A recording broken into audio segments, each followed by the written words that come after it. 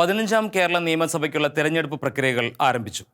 2021 ഫെബ്രുവരി 26 ചേർന്ന കേന്ദ്ര election commission തെരഞ്ഞെടുപ്പ് തീയതികൾ പ്രഖ്യാപിച്ചതോടെ തെരഞ്ഞെടുപ്പ് പെരുമാറ്റച്ചട്ടം നിലവിൽ വന്നു. 1960 മുതലുള്ള ഏർപ്പാടാണ് പെരുമാറ്റച്ചട്ടം. ഇനിയുള്ള ദിവസങ്ങളിൽ സർക്കാരിന് കമ്മീഷന്റെ അനുമതിയില്ലാതെ പുതിയ തീരുമാനമൊന്നും എടുക്കാനാവില്ല. നാട് തെരഞ്ഞെടുപ്പ് ചൂടിലാകുന്നു. അടുത്ത സർക്കാർ ആരുടേതാവും എന്ന ജനവിധിക്ക് ഇനിയുള്ളത് 62 ദിവസങ്ങൾ മാത്രം. ഏപ്രിൽ 6 ജനം വോട്ടവകാശം വിനിയോഗിക്കും. മെയ് 2 ഫലപ്രഖ്യാപനം നടക്കും. 1-2 ദിവസങ്ങൾക്കുള്ളിൽ കേരളം, ആസാം, ബംഗാൾ, തമിഴ്നാട്, പോണ്ടിച്ചേരി സംസ്ഥാനങ്ങളിൽ പുതിയ സർക്കാർ അധികാരത്തിലെത്തും. 1.37 കോടി സ്ത്രീകളും 1.29 കോടി പുരുഷന്മാരും 222 ട്രാൻസ്ജെൻഡറുകളും അടങ്ങിയ കേരളത്തിലെ 2.67 കോടി വോട്ടർമാരാണ് വിധികർത്താക്കൾ. ഇവരിൽ 5.3 ലക്ഷം പേർ നവാഗതരാണ്. നവാഗതരിൽ തന്നെ 3 ലക്ഷം പേർ 18-നും 19-നും ഇടയിൽ പ്രായമുള്ളവരാണ്. ഇത്രയും പേർ പുതുതായി വോട്ടർ പട്ടികയിൽ ഇടം തേടുന്നു എന്നത് തെരഞ്ഞെടുപ്പിലുള്ള വിശ്വാസത്തിൻ്റെയും ജാഗ്രതയുടെയും അടയാളമാണ്. തെരഞ്ഞെടുപ്പ് കമ്മീഷൻ പോളിംഗ് ബൂത്തുകൾ, വോട്ടിംഗ് മെഷീനുകൾ എല്ലാം സംബന്ധിച്ച ക്രമീകരണങ്ങൾ നടത്തുന്നു. കോവിഡ് മൂലം പോളിംഗ് ബൂത്തുകൾ 40,771 ആക്കി. 2016 ഉണ്ടായിരുന്നത് 21,784 ആയിരുന്നു. അതായത് തെരഞ്ഞെടുപ്പിൻ്റെ ജോലികളും ചെലവും ഗണ്യമായി കൂടുമെന്ന്. പഞ്ചായത്ത് തെരഞ്ഞെടുപ്പ് കാലത്ത് 1850 പോളിംഗ് സ്റ്റേഷനുകളെ സംഘർഷസാധ്യമായി പ്രഖ്യാപിച്ചിരുന്നു. നിയമസഭാ തെരഞ്ഞെടുപ്പിൽ അവയുടെ സംഖ്യ ഇരട്ടിക്കാനാണ് വഴി.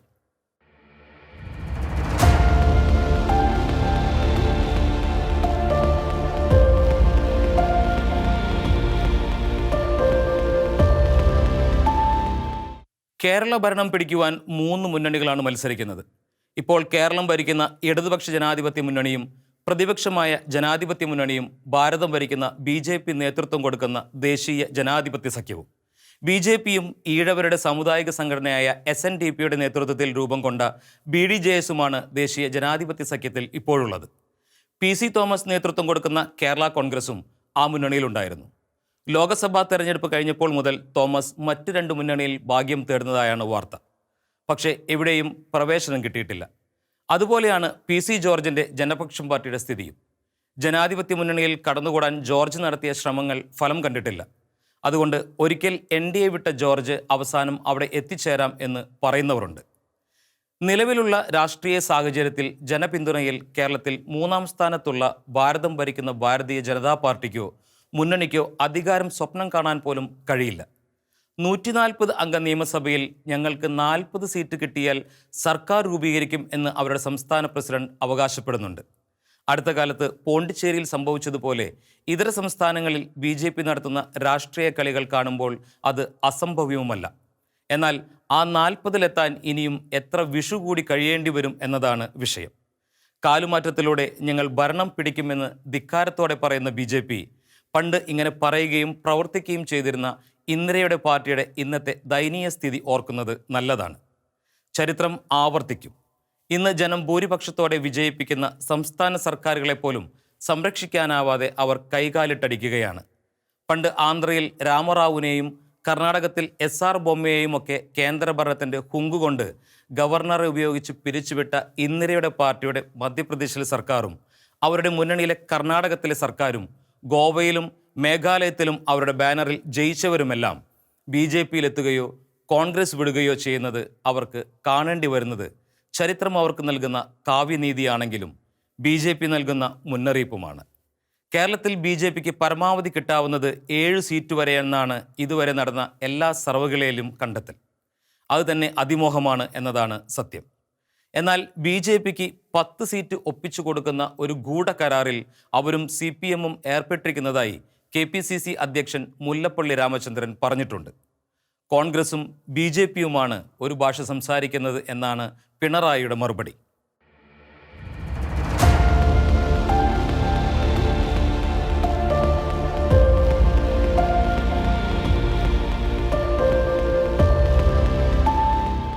CPM, CPI, Kerala Congress M, Janata Dal, ലോകതാന്ത്രിക് Janata Dal, NCP, Kerala Congress B, Congress S, ജനാധിപത്യ Kerala Congress, Indian National League, Kerala Congress Skaria എന്നീ 11 പാർട്ടികൾ ചേർന്ന ഇടതുമുന്നണിയും Indian National Congress, Muslim League, Kerala Congress Joseph, Kerala Congress Jacob, RSP, CMP, Bharatiya National Janata Dal, forward block, Mani കാപ്പൻ്റെ NCP കേരള, BJS എന്നീ 10 പാർട്ടികൾ ചേർന്ന ജനാധിപത്യ മുന്നണിയുമാണ് വിജയത്തിൽ അവകാശവാദം ഉന്നയിച്ച് മത്സരിക്കുന്നത്.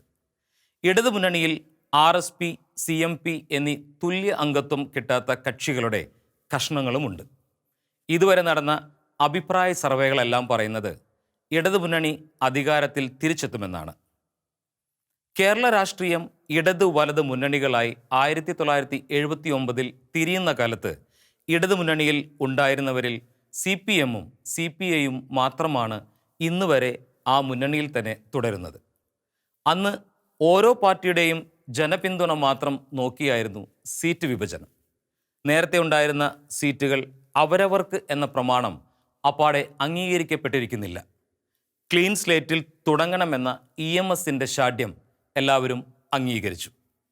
1979 ഇടതുപക്ഷ ജനാധിപത്യ മുന്നണിയിൽ സ്ഥാപക അംഗങ്ങളായി ഉണ്ടായിരുന്ന ആന്റണി കോൺഗ്രസിൻ്റെ ബാക്കി പത്രങ്ങളാണ് അവിടെയുള്ള NCP-യും കോൺഗ്രസ് എസും.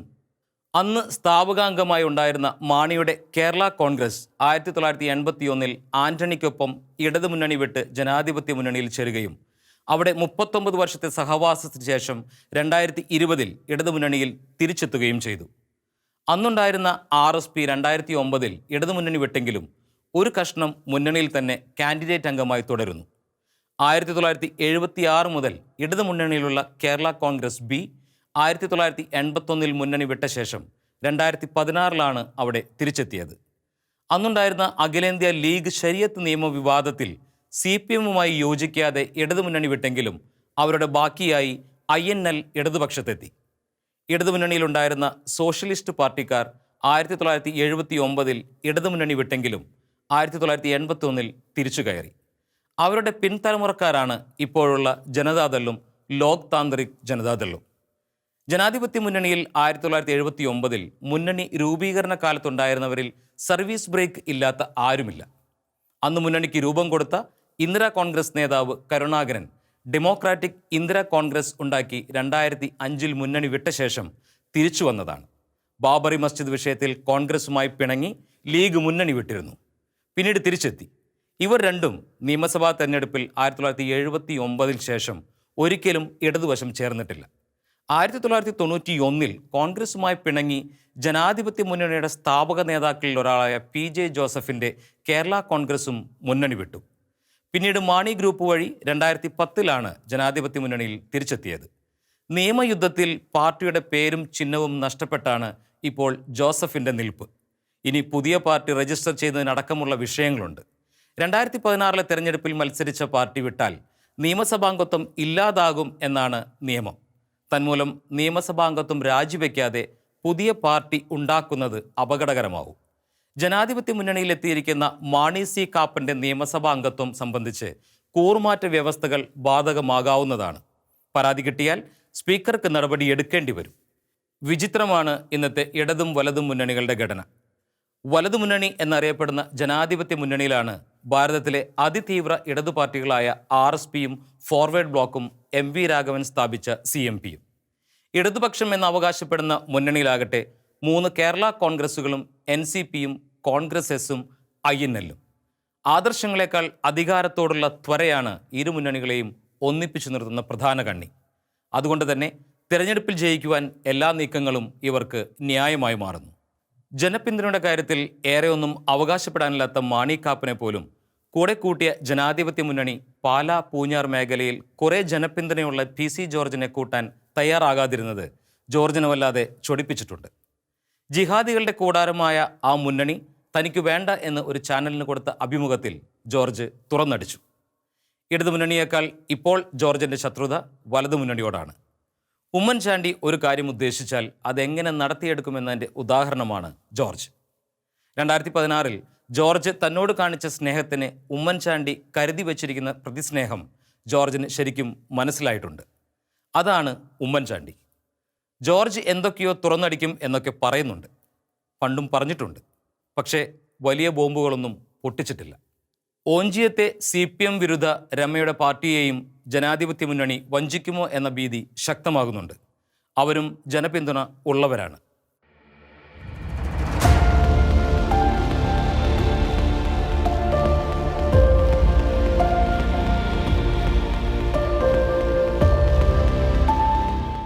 ഭരണ തുടർച്ച ഉണ്ടാകുമെന്ന ഉറച്ച പ്രതീക്ഷയുമായാണ് ഇടതുമുന്നണി പോരാട്ടത്തിനിറങ്ങുക. 2016 മത്സരത്തിൽ ജനാധിപത്യ മുന്നണിയിൽ ഉണ്ടായിരുന്ന ജനപിന്തുണ തെളിയിച്ചിട്ടുള്ള രണ്ടു കക്ഷികൾ കൂടി വലതുപക്ഷത്തു നിന്നും തങ്ങൾക്കൊപ്പം ചേരുന്നതിൻ്റെ ആവേശത്തിലാണ് അവർ. 2019 നടന്ന ലോക്സഭാ തെരഞ്ഞെടുപ്പിൽ കേരളത്തിലെ 20 ലോക്സഭാ മണ്ഡലങ്ങളിൽ 19ലും വിജയം കൊയ്തെങ്കിലും പിന്നീട് നടന്ന കലാപങ്ങളുടെ ഫലമായി 2020 നടന്ന തദ്ദേശ സ്വയംഭരണ തെരഞ്ഞെടുപ്പിൽ കനത്ത തിരിച്ചടി കിട്ടിയ ജനാധിപത്യ മുന്നണി പക്ഷേ ഓരോ ദിവസവും വിജയപ്രതീക്ഷ മെച്ചപ്പെടുത്തി മുന്നേറുന്നുണ്ട്. അവസാന ദിനങ്ങളിൽ ജനകീയമായ നിരവധിയായ തീരുമാനങ്ങളിലൂടെ ജനഹൃദയങ്ങളിലേക്ക് കടന്നുകയറുന്ന ഇടതുമുന്നണിയെ ശക്തമായി പ്രതിരോധിക്കുവാൻ അവർക്കാവുന്നു. ഏറ്റവും അവസാനമായി അവർ ഉന്നയിച്ച ആഴക്കടൽ മത്സ്യബന്ധനം സംബന്ധിച്ച ആക്ഷേപവും സർക്കാരിന് വല്ലാത്ത പേരുദോഷമാണ് ഉണ്ടാക്കിയത്. ഇത് സംബന്ധിച്ച് എത്തിച്ചേർന്ന ധാരണാപത്രങ്ങൾ എല്ലാം റദ്ദാക്കിക്കൊണ്ട് സർക്കാർ പരിഹാരക്രിയയ്ക്ക് തയ്യാറായെങ്കിലും പരമ്പരാഗത മത്സ്യത്തൊഴിലാളികളുടെ മനസ്സിൽ ശക്തമാകുവാൻ ജനാധിപത്യ മുന്നണിക്ക് അത് ആയുധമാകുന്നുണ്ട്. തെരഞ്ഞെടുപ്പിനുള്ള കേളികൊട്ട് ഉയരുമ്പോൾ തന്നെ ആർക്കാവും അടുത്ത 5 വർഷത്തെ ഭരണം എന്നത് സംബന്ധിച്ച് നിരവധി അഭിപ്രായ സർവേകൾ നടത്തി ഫലപ്രഖ്യാപനം നടത്തിക്കഴിഞ്ഞിരിക്കുകയാണ്. അസാധാരണമാണ് ഈ സർവേകൾ. അതുകൊണ്ട് തന്നെ അവയുടെ ആധികാരികതയും ഉദ്ദേശശുദ്ധി പോലും സംശയിക്കപ്പെടാവുന്നതാണ്. എല്ലാ സർവേയും ഇടതുമുന്നണിക്ക് ഭരണ തുടർച്ച പറയുന്നുണ്ടെങ്കിലും ജനാധിപത്യ മുന്നണി നില മെച്ചപ്പെടുത്തുന്നതായും പറയുന്നു. 2016 നിയമസഭാ തെരഞ്ഞെടുപ്പിൽ 140 അംഗ സഭയിൽ ഇടതുമുന്നണിക്ക് 91 സീറ്റും പ്രധാന പ്രതിപക്ഷമായ ജനാധിപത്യ മുന്നണിക്ക് 47 സീറ്റും BJP ജനപക്ഷം പാർട്ടികൾക്ക് ഓരോ സീറ്റുമാണ് ലഭിച്ചത്.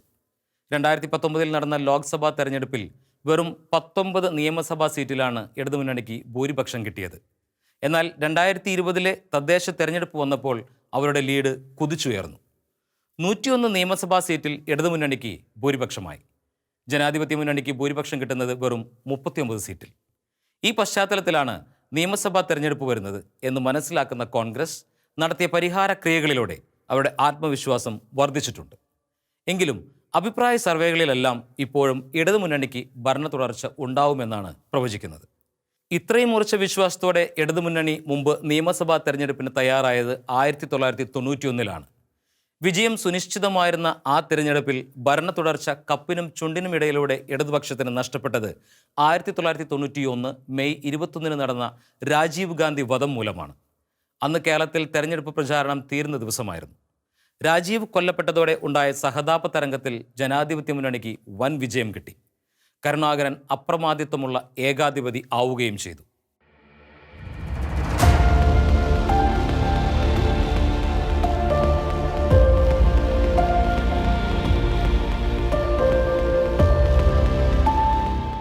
നിയമസഭാ തെരഞ്ഞെടുപ്പ് മുന്നിൽ കണ്ട് ഇടതു വലതു മുന്നണികൾ നടത്തിയ പ്രചാരണത്തിൻ്റെ 1ാം ഘട്ടം പിന്നിടുമ്പോൾ ഇടതു വലതു മുന്നണികൾ തങ്ങൾ ഇസ്ലാമോഫോബിയയുടെ പിടിയിലാണ് എന്ന് ഇരുവരും ഒന്നുപോലെ പ്രകടമാക്കുന്നു. മുസ്ലിം വോട്ടിനു വേണ്ടി വഴിവിട്ട മുസ്ലിം പ്രീണനം നടത്തുന്നതിൻ്റെ പരാതി മറ്റു സമുദായങ്ങൾക്കിടയിലുണ്ട്. ഇക്കാര്യത്തിൽ മുസ്ലിമുകൾ അല്ലാത്ത കേരളത്തിലെ ന്യൂനപക്ഷങ്ങൾ ഉയർത്തിയ വലിയ ആശങ്ക പരിഹരിക്കുന്നതിന് ഒരു നടപടിയും സർക്കാർ കൈക്കൊണ്ടിട്ടില്ല. പ്രതിപക്ഷം ആ വികാരം മനസ്സിലാക്കുന്നുമില്ല. ന്യൂനപക്ഷ ആനുകൂല്യങ്ങളിൽ 80% മുസ്ലിമുകൾക്കും ബാക്കി 20% എല്ലാ ന്യൂനപക്ഷങ്ങൾക്കുമായും എന്ന വിഭജന രീതി മാറ്റി ആനുകൂല്യങ്ങൾ ജനസംഖ്യാനുപാതികമായി മാറ്റണമെന്ന മറ്റു സമുദായങ്ങളുടെ ആവശ്യം ആരും കേട്ടതായി നടിക്കാത്തത് ഈ ഇസ്ലാമോഫോബിയ കൊണ്ടാണ്. മുസ്ലിം ലീഗ് വഴി മുസ്ലിം സമുദായത്തിൻ്റെ മുഴുവൻ പിന്തുണയും തങ്ങൾക്ക് കിട്ടണം എന്ന ആഗ്രഹത്തോടെ കോൺഗ്രസ് അവർക്ക് അനിഷ്ടകരമായി ഒന്നും പറയാതിരിക്കുവാൻ ശ്രദ്ധിക്കുന്നു. അവരുടെ നേതാക്കളെ കാണുവാൻ പാണക്കാട്ടേക്ക് തീർത്ഥാടനം നടത്തുന്നു. അവരുടെ താൽപ്പര്യപ്രകാരം ജമാഅത്തെ ഇസ്ലാമിക്കാരുടെ വെൽഫെയർ പാർട്ടിയുമായി വരെ സഖ്യമുണ്ടാക്കി നോക്കി. വലിയ ജനരോക്ഷം ഉയർന്നതിനെ തുടർന്ന് നിയമസഭാ തെരഞ്ഞെടുപ്പിൽ ആ ബന്ധം ഉണ്ടാവില്ലെന്ന് പ്രഖ്യാപിച്ചിട്ടുണ്ട്. എങ്കിലും പരസ്യബന്ധം ഒഴിവാക്കി വർക്കിംഗ് റിലേഷൻസ് ഉണ്ടാക്കാനാണ് ഗൂഢനീക്കങ്ങൾ. മുസ്ലിം സമുദായത്തിൻ്റെ കുത്തക മുസ്ലിം ലീഗിൽ നിന്നും അടർത്തിയെടുക്കുവാൻ KT ജലീലിൻ്റെ നേതൃത്വത്തിൽ മലപ്പുറം കേന്ദ്രമാക്കി ഇടതുമുന്നണി നടത്തുന്ന കളികൾ ലക്ഷ്യം കാണുന്നു എന്ന സൂചനകൾ പഞ്ചായത്ത് തെരഞ്ഞെടുപ്പിൽ ഉണ്ടായി. മലപ്പുറം അടക്കമുള്ള ലീഗ് മേഖലകളിൽ അവർക്ക് 10 ലക്ഷം വോട്ടിൻ്റെ കുറവുണ്ടായതായി ഒരു കണക്കുണ്ട്. തദ്ദേശ തെരഞ്ഞെടുപ്പിനെ തുടർന്ന് ലീഗ് അവരുടെ ചില പ്രാദേശിക കമ്മിറ്റികൾ പിരിച്ചുവിട്ടതും പല നേതാക്കൾക്കുമെതിരെ ശിക്ഷണ നടപടികൾ സ്വീകരിച്ചതും കൂട്ടിവായിക്കണം. BJPയും ചില നീക്കങ്ങൾ നടത്തുന്നതിൻ്റെ സൂചനകളുണ്ട്. നിയമസഭാ തെരഞ്ഞെടുപ്പിൽ ഞങ്ങൾക്കും 40 സീറ്റ് കിട്ടിയാൽ കേരളം ഞങ്ങൾ ഭരിക്കുമെന്ന BJP സംസ്ഥാന പ്രസിഡന്റ് K. സുരേന്ദ്രൻ്റെ പ്രസ്താവന ഇവിടെ കൂട്ടിവായിക്കണം. കെ കുഞ്ഞാലിക്കുട്ടിക്കും അബ്ദുൽ വഹാബിനും എതിരെ കേന്ദ്ര ഏജൻസികൾ അന്വേഷണം ആരംഭിച്ചതായി മന്ത്രി ജലീൽ ചൂണ്ടിക്കാണിച്ചു.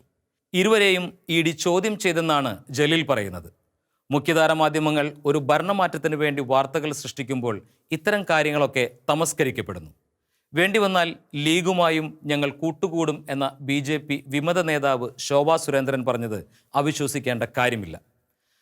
കാശ്മീരിൽ മുഫ്തിയുമായി കൂടിയവർക്ക് ഇവിടെ ലീഗുമായി കൂടാൻ എന്തു മനക്കടി? സർക്കാരിൻ്റെ ന്യൂനപക്ഷ ആനുകൂല്യങ്ങൾ 80-20 അനുപാതത്തിലാക്കിയത് ഇടതുകാലത്ത് മന്ത്രി ജലീലാണെന്നും തങ്ങൾ അധികാരത്തിൽ വന്നാൽ അത് പഴയതുപോലെ ജനസംഖ്യാനുപാതികമാക്കുമെന്നും ക്രൈസ്തവ നേതാക്കളെ കാണുമ്പോൾ ജനാധിപത്യ മുന്നണിയുടെ നേതാക്കൾ ചെവിയിൽ പറയാറുണ്ട്. അത് പരസ്യമായി പറയാൻ ധൈര്യം കാണിക്കുന്നില്ല. എന്നാൽ ക്രൈസ്തവർക്കെതിരെ പറയാൻ ചാണ്ടിയുമ്മനെ പോലുള്ള കോൺഗ്രസ്സുകാർക്ക് ഒരു മടിയുമില്ല. പക്ഷേ ജനാധിപത്യ മുന്നണി അധികാരത്തിൽ തിരിച്ചെത്തിയാൽ ലീഗിൻ്റെ കണ്ണുരുട്ടൽ കാണുമ്പോൾ എല്ലാം മറക്കില്ലേ എന്ന പഴയകാല അനുഭവങ്ങളുടെ പിൻബലമുള്ള ചോദ്യത്തിന് ഉത്തരമില്ല. കരുണാകരൻ്റെ കാലത്ത് ഏർപ്പെടുത്തിയ സാമ്പത്തിക സംവരണം തന്നെ ഉദാഹരണം.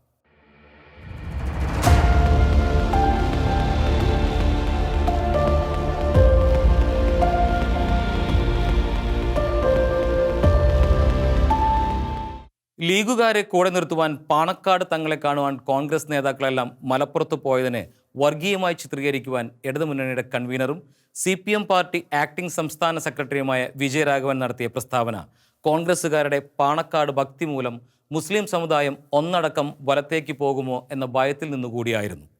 വിജയരാഘവൻ്റെ കടുത്ത വാക്കുകളെ കോൺഗ്രസ് ശരിക്കും ഉപയോഗിച്ചു. ഉമ്മൻചാണ്ടിയെ തിരിച്ചു കൊണ്ടുവരണമെന്ന കുഞ്ഞാലിക്കുട്ടിയുടെ ആവശ്യത്തെ പിണറായി പരിഹസിച്ചപ്പോൾ മുതൽ വർഗീയമായി നാടിനെ തിരിക്കുവാൻ ശ്രമിക്കുന്നു എന്ന് ഇടതുമുന്നണിക്കെതിരെ പറഞ്ഞു തുടങ്ങിയവർക്ക് ഇടതുമുന്നണി വർഗീയമായി ചിന്തിക്കുന്നു എന്നതിന് ഒരു ആയുധം കൂടിയായി. വിജയരാഘവൻ്റെ വാക്കുകൾ മുസ്ലിം വികാരം തങ്ങൾക്ക് എതിരാക്കുമോ എന്ന CPM സംസ്ഥാന സെക്രട്ടേറിയറ്റിൻ്റെ ഇസ്ലാമോഫോബിയ മൂലം വിജയരാഘവനെ അവർ തിരുത്തി. CPMൻ്റെ മുസ്ലിം പ്രീണനത്തെക്കുറിച്ച് കഥകൾ പരന്നപ്പോൾ അതിലൂടെ ഭൂരിപക്ഷ സമുദായങ്ങൾ തങ്ങൾക്കെതിരാകുമോ എന്ന് ഭയന്ന വിജയരാഘവൻ അടുത്ത വെടി പൊട്ടിച്ചു. ന്യൂനപക്ഷ വർഗീയതയാണ് ഭൂരിപക്ഷ വർഗീയതയേക്കാൾ അപകടകാരി എന്നായിരുന്നു വിജയരാഘവൻ്റെ അടുത്ത കണ്ടെത്തൽ. മുസ്ലിം വർഗീയതയ്ക്ക് ന്യൂനപക്ഷ വർഗീയത എന്ന പൊതുനാമം ഇടതുവലത് നേതാക്കൾ ഉപയോഗിക്കുന്നതും സാധാരണയായിട്ടുണ്ട്. ഇടതുവലത് നേതാക്കൾ ഒന്നുപോലെ പൊട്ടിത്തെറിച്ചു. കാരണം അത് മുസ്ലിം വോട്ട് ബാങ്കിനെ ബാധിക്കുന്നതാണല്ലോ. ഞങ്ങളാണ് നിങ്ങളുടെ സംരക്ഷകർ എന്ന് വരുത്താനുള്ള അധര വ്യായാമം.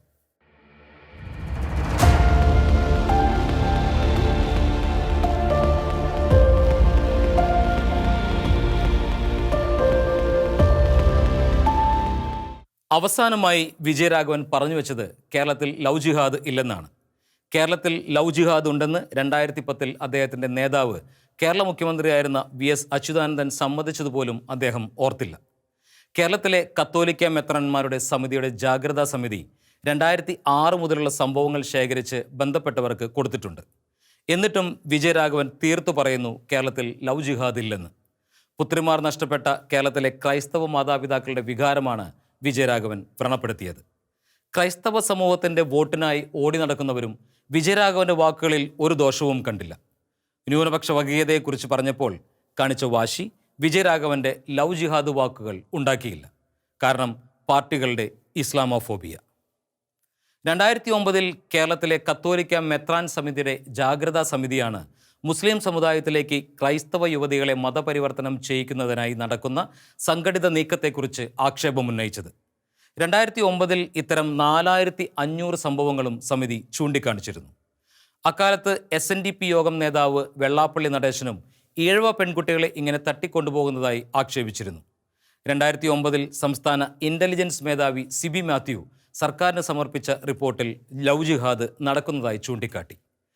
2009 നവംബറിൽ അന്നത്തെ DGP ജേക്കബ് പുന്നൂസ് ഹൈക്കോടതിയിൽ സമർപ്പിച്ച സത്യവാങ്മൂലത്തിൽ മുസ്ലിമുകളുമായി നടന്ന 18 മതമാറ്റങ്ങളിൽ 3 സംശയിക്കത്തക്ക നിലയിലുള്ളവയാണെന്ന് അഭിപ്രായപ്പെട്ടെങ്കിലും ലവ് ജിഹാദ് നടക്കുന്നതായി കരുതുന്നില്ല എന്ന് നിലപാടെടുത്തു. 2009 ഡിസംബറിൽ കേരള ഹൈക്കോടതി ജഡ്ജി KT ശങ്കരൻ ചില കേന്ദ്രങ്ങൾ ഇത്തരത്തിലുള്ള നീക്കം നടത്തുന്നതായി പറഞ്ഞു. 2010 ജൂലൈ 10 കേരള മുഖ്യമന്ത്രിയായിരുന്ന VS അച്യുതാനന്ദൻ ഇത്തരം സംഭവങ്ങൾ നടക്കുന്നതായി പറഞ്ഞതിനെ തുടർന്ന് അദ്ദേഹത്തിനെതിരെ മതേതരവാദികൾ വലിയ ബഹളം വെച്ചു.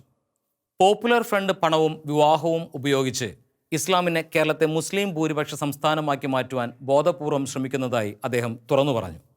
2014 ജൂൺ 25 മുഖ്യമന്ത്രി ഉമ്മൻചാണ്ടി നിയമസഭയിൽ നൽകിയ ഉത്തരത്തിൽ 2006 മുതൽ അന്നുവരെ 2667 ക്രൈസ്തവ യുവതികൾ ഇസ്ലാം മതം സ്വീകരിച്ചതായി വെളിപ്പെടുത്തി. പക്ഷേ ലവ് ജിഹാദ് നടക്കുന്നതായി സമ്മതിച്ചില്ല. അത് ലീഗുകാരെ ചൊടിപ്പിക്കുമെന്ന് കുഞ്ഞാപ്പയുടെ മിത്രമായ കുഞ്ഞൂഞ്ഞിനറിയാം. RSPയുടെ ഷിബു ബേബി ജോൺ ക്രൈസ്തവ മാതാപിതാക്കളെ പരിഹസിക്കുവാനും തയ്യാറായി. മക്കളെ ശരിക്കു വളർത്തിയില്ലെങ്കിൽ വല്ലവരും തട്ടിക്കൊണ്ടുപോയെന്നിരിക്കും എന്നായിരുന്നു അദ്ദേഹത്തിൻ്റെതായി വന്ന വാക്കുകൾ. അത് പാർട്ടിയുടെ നയം എന്നതിനേക്കാൾ ഷിബുവിൻ്റെ ജീവിതത്തോടുള്ള സമീപനം കൂടിയാവാം.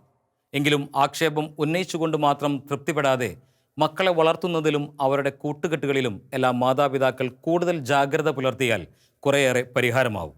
ഇസ്ലാമിൽ ചേർന്ന പല മലയാളി യുവതികളും സിറിയയിലെത്തി തീവ്രവാദികൾക്ക് എല്ലാത്തരം പണികളും ചെയ്തു കൊടുത്ത് ജീവിക്കേണ്ടി വരുന്നതിൻ്റെ റിപ്പോർട്ടുകൾ പത്രങ്ങളിൽ വന്നത് എല്ലാവരും കണ്ടതല്ലേ എന്ന് ചാനൽ ചർച്ചയിൽ ചോദിച്ച യൂത്ത് ലീഗ് നേതാവിൻ്റെ ധൈര്യം പോലും ഇക്കാര്യത്തിൽ ഇന്നും മതേതരക്കാർ ഉയർത്തുന്നില്ല.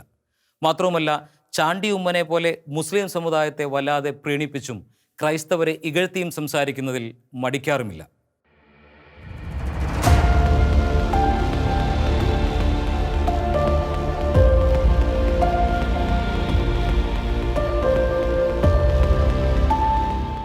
വർഗീയമായി ചിന്തിക്കുന്നവരല്ല ക്രൈസ്തവർ. ദൈവം എല്ലാവരുടെയും പിതാവാണെന്നും മനുഷ്യരെല്ലാം സഹോദരങ്ങളാണെന്നും വിശ്വസിക്കുകയും അതിനനുസരിച്ച് തുറവി എല്ലാ കാര്യങ്ങളിലും പുലർത്തുകയും ചെയ്യുന്നു ക്രൈസ്തവർ. ക്രൈസ്തവരുടെ ദേവാലയങ്ങളോ അനാഥമന്ദിരങ്ങൾ വരെയുള്ള സ്ഥാപനങ്ങളോ ഒന്നും ക്രൈസ്തവർക്ക് വേണ്ടി മാത്രമുള്ളതല്ല. ജാതി വ്യവസ്ഥ നിലനിന്ന കാലത്ത് തൊട്ടുകൂടാത്തവർക്ക് വിദ്യാഭ്യാസത്തിൻ്റെയും സാമൂഹിക പുരോഗതിയുടെയും പാത കാണിച്ചു കൊടുക്കുന്നതിൽ മുമ്പന്തിയിൽ നിന്നതും അവരാണ്. ഇന്ന് ജാതിയുടെ അടിസ്ഥാനത്തിൽ സർക്കാർ സഹായങ്ങൾ വിഭജിക്കപ്പെടുമ്പോൾ അതിലുണ്ടാകുന്ന അനീതി ചൂണ്ടിക്കാണിക്കുന്നതും തിരുത്തണമെന്നാവശ്യപ്പെടുന്നതും തങ്ങളുടെ സമൂഹത്തിലെ യുവതികളെ തട്ടിക്കൊണ്ടുപോയി സമൂഹത്തിൻ്റെ വർധന തന്നെ തടസ്സപ്പെടുത്തുന്ന സാഹചര്യത്തിൽ അതിനെതിരെ മുന്നറിയിപ്പ് കൊടുക്കുന്നതും അതിനെ വിമർശിക്കുന്നതും വർഗീയമായി ചിത്രീകരിക്കുന്ന മതേതരവാദികളെ എങ്ങനെ വിശ്വസിക്കും? മതേതരക്കാർ അധികാരത്തിൽ വരുമ്പോൾ പല രീതിയിൽ പല പദവികളും സംഘടിപ്പിച്ചെടുക്കുന്ന ക്രൈസ്തവരിലെ ചില വിദഗ്ധരും അവർക്കൊപ്പം കൂടുന്നുണ്ട്. ഏതായാലും ലവ് ജിഹാദ് നിയമം മൂലം തടയും എന്ന പ്രഖ്യാപനവുമായി BJP നിയമസഭാ തെരഞ്ഞെടുപ്പിലേക്ക് നീങ്ങുകയാണ്. ഈ തെരഞ്ഞെടുപ്പിൽ അവരുടെ നീക്കത്തിന് വലിയ പിന്തുണ കിട്ടിയില്ലെങ്കിൽ കൂടി അത് ശക്തമായ സ്വാധീനമായി മാറും. ഇത്തരം ഒരു നിയമനിർമ്മാണത്തെ ക്രൈസ്തവർ സ്വാഗതം ചെയ്യുന്ന ഒരു നില ഉണ്ടാകാതിരിക്കുവാൻ ബന്ധപ്പെട്ടവർ ജാഗ്രതയോടെ ശ്രദ്ധിച്ചില്ലെങ്കിൽ കേരളത്തിൽ ദൂരവ്യാപകമായ പ്രത്യാഘാതങ്ങൾ ഉണ്ടാകും. അത് BJP ശരിക്കും പ്രയോജനപ്പെടുത്തുകയും ചെയ്യും. കാലത്തിൻ്റെ ചുവരെഴുത്തുകൾ വായിക്കുവാൻ കഴിഞ്ഞില്ലെങ്കിൽ വലിയ വില കൊടുക്കേണ്ടി വരും. EDയും അതുപോലുള്ള സംവിധാനങ്ങളും ശരിക്കും ഉപയോഗിച്ചാൽ ലീഗ് നേതാക്കളിലും പ്രവർത്തകരിലും പലർക്കും BJPയുമായി സഖ്യം മാത്രമല്ല BJPയിൽ ചേരേണ്ടി വരിക കൂടി ചെയ്യാം എന്ന സ്ഥിതിയുണ്ടെന്ന് അമിത് ഷായ്ക്കറിയാം. ആ ദിശയിലുള്ള നീക്കങ്ങൾക്ക് തുടക്കം കുറിച്ചതായാണ് സൂചനകൾ.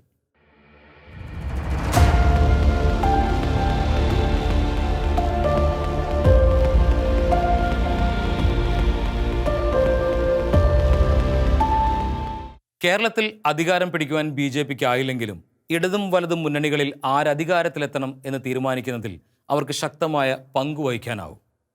ദേശീയ തലത്തിൽ BJPയുടെ ഏക എതിരാളിയായി ഇന്നും നിലനിൽക്കുന്ന കോൺഗ്രസ് നേതൃത്വം കൊടുക്കുന്ന ജനാധിപത്യ മുന്നണി അധികാരത്തിൽ വരാതിരിക്കുവാനാണ് അവർ ആഗ്രഹിക്കുക എന്ന് കരുതുന്നതാണ് കൂടുതൽ യുക്തിഭദ്രം. എന്നാൽ തദ്ദേശ തെരഞ്ഞെടുപ്പിൽ കണ്ട അട്ടിമറികളും വേറെ ചില നിഗൂഢ ബന്ധങ്ങളുടെ സൂചനകളും തരുന്ന തിരിച്ചറിവ് അവരുടെ ചായ്വ് എല്ലായിടത്തും കോൺഗ്രസിൻ്റെ പരാജയത്തിനും പിണറായിയുടെ തിരിച്ചുവരവിനും അനുകൂലമാകില്ലെന്നാണ്. യുദ്ധത്തിലും പ്രണയത്തിലും എല്ലാം സാധ്യതകളാണെന്ന് പറയാറുള്ളത് പോലെയാണ് തെരഞ്ഞെടുപ്പിലും. ജയമാണ് ലക്ഷ്യം.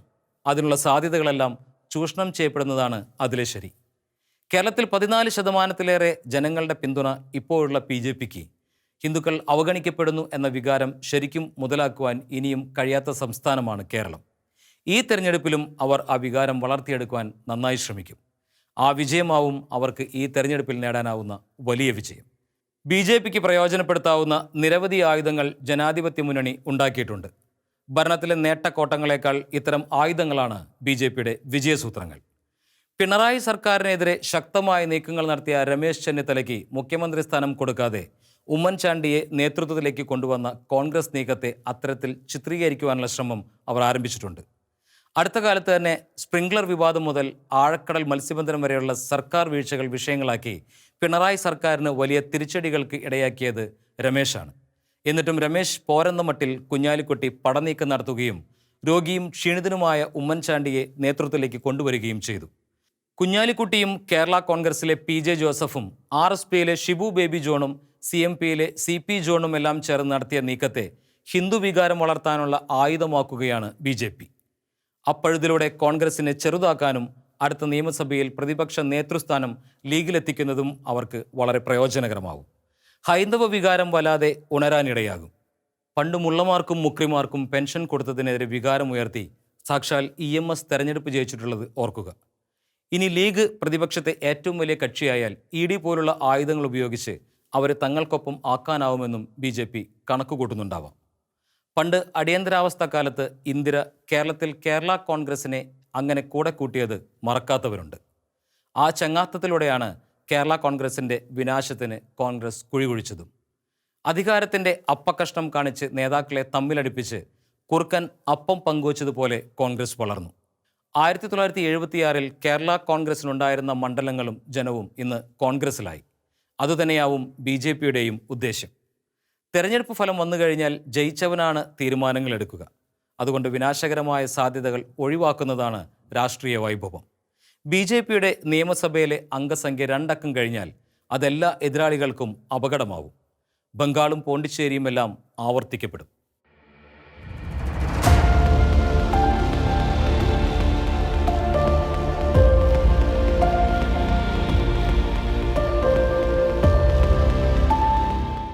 ഇരു മുന്നണികളിലും ഘടകകക്ഷികൾ തമ്മിലുള്ള സീറ്റ് വിഭജനം എന്നതാണ് ഒന്നാമത്തെ കടമ്പ. അതിനുശേഷമാവും സ്ഥാനാർത്ഥി നിർണയം നടക്കുക. തെരഞ്ഞെടുപ്പ് ഫലത്തെ നിർണായകമായി സ്വാധീനിക്കുന്ന വിഷയങ്ങളാണ് സീറ്റ് വിഭജനവും മത്സരിക്കുന്ന സ്ഥാനാർത്ഥികളും എന്നതുകൊണ്ട് വളരെ സൂക്ഷിച്ച് നടത്തേണ്ട ഒന്നാണത്. ഇരു മുന്നണിക്കും തലവേദനയാണ് സീറ്റ് വിഭജനം. ജയിച്ചു നിൽക്കുന്ന ഇടതുമുന്നണിയിൽ സാമാന്യം ജനപിന്തുണയുള്ള 2 കക്ഷികൾ പുതുതായി വന്നത് സീറ്റ് വിഭജന കാര്യത്തിൽ നല്ല തലവേദനയുണ്ടാക്കും. മുന്നണിക്ക് അധികാരം നിലനിർത്തുന്നതിന് പരമാവധി സീറ്റുകൾ ജയിക്കുക എന്ന ലക്ഷ്യത്തോടെ ഇക്കാര്യം നിർവഹിക്കാനായില്ലെങ്കിൽ വലിയ വില കൊടുക്കേണ്ടി വരും.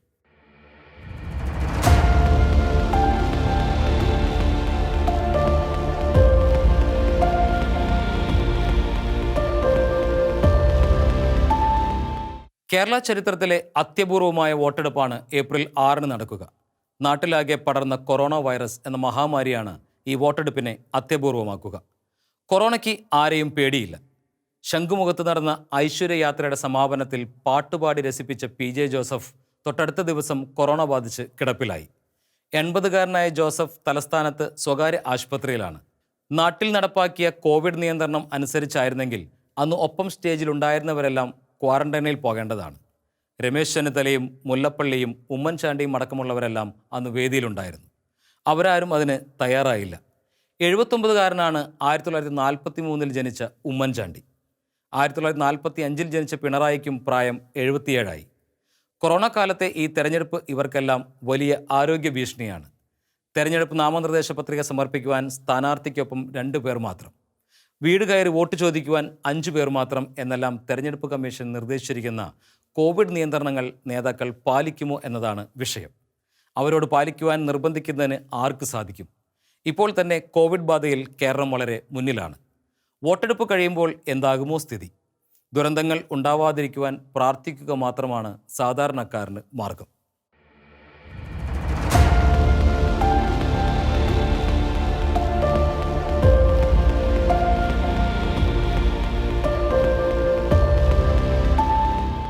ഷീലോഹൻ്റെ കാഴ്ചകൾ ഇനി അടുത്ത ആഴ്ച.